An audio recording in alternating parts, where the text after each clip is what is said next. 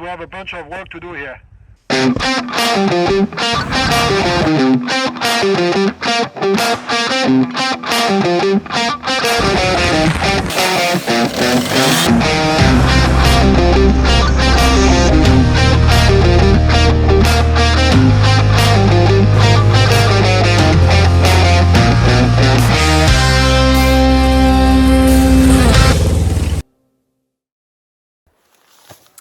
Hi everyone!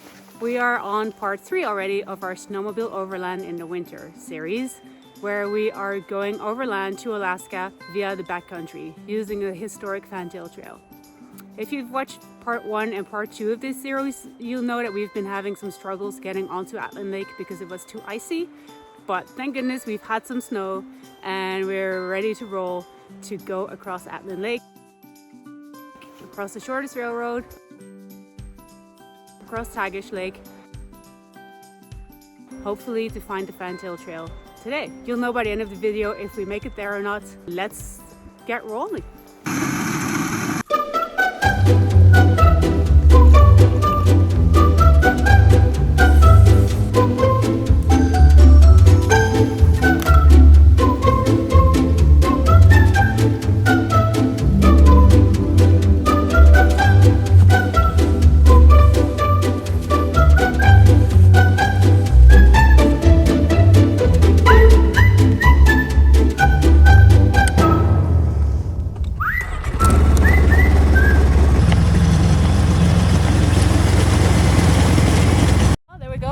To the lake. As you can see, there's plenty of snow on it this week, and we know from our drilling last week that there's more than enough ice. Should be good. Let's head across.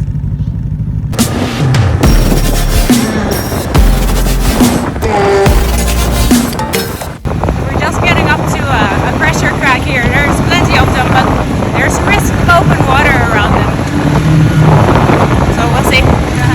Find a safe place to go to.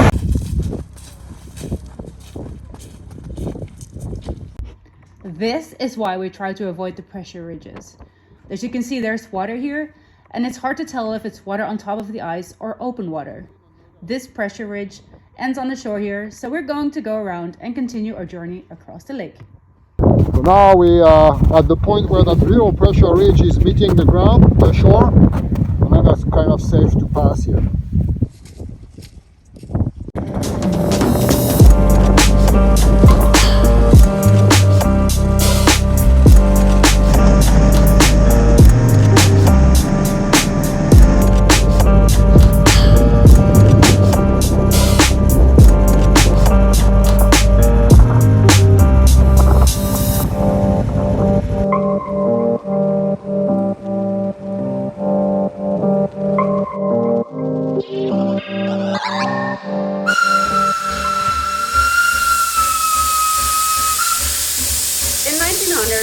The steam engine called the Duchess made its first journey from Tagish Lake to Atlin Lake with passengers on board.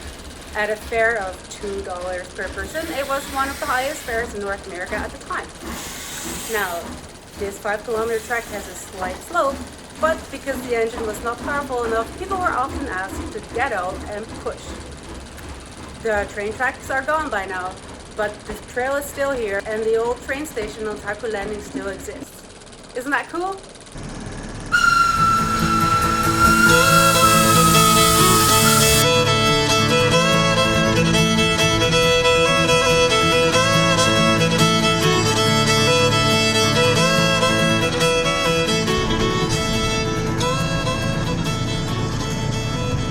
This is Taku Landing.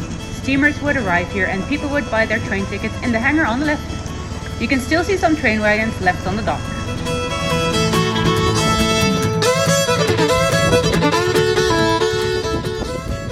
Our next step is to cross Tagish Lake.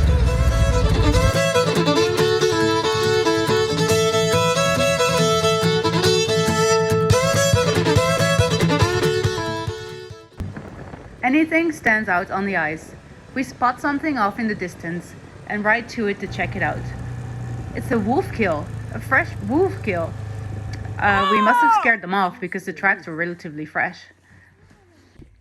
That was exciting, especially for the kids, but on we go because we are on a mission to find the trailhead for the Fantail Trail.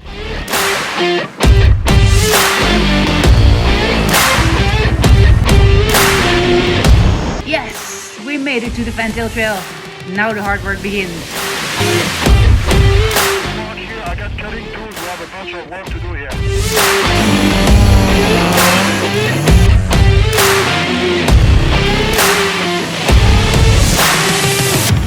There's a tree to cut every 5 meters. It's insane, but we're loving it.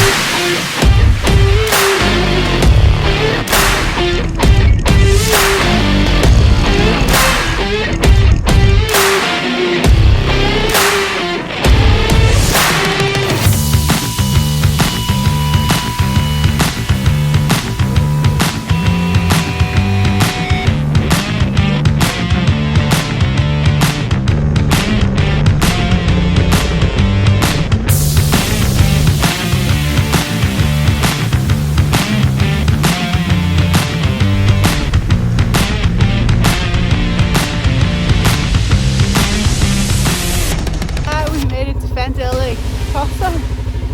The lake goes for another 10 kilometers here, and we're gonna go in the pass between the mountains there toward White Pass. On the shore here because the lake is a bit wet. Oh, you wanna come look at the map?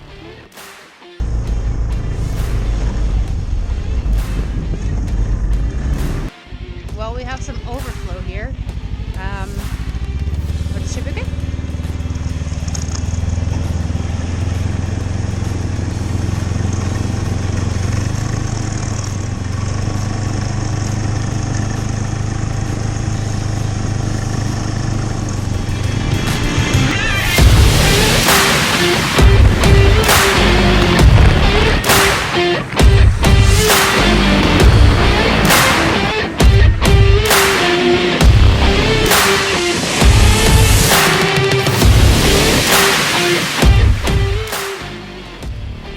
There we go! Mission accomplished for this episode. We made it to the Fantail Trail, worked 3 days to clear the Fantail Trail to Fantail Lake, and we got there today. Yeah!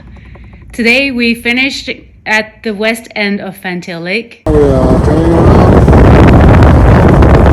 So it means that we have a nice trail now that's gonna freeze, and we'll be able to come back with heavy loads, toboggans, and full loading with nets, a bunch of stuff. So we're pretty happy with our day. It was a great day. Now that we have a good trail in place, we can come back with heavy toboggans with our tents and camping gear to set up camp and continue from Fantail Lake to find the trail over to the White Pass to get to Log Cabin and Fraser. Time to go home now because we have over 2 hours of riding to do to get back.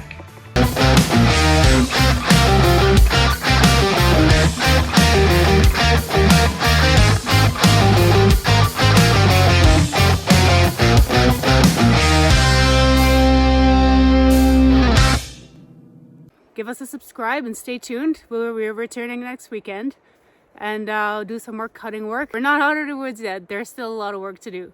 Thanks so much for following our adventures, and we'll see you next week.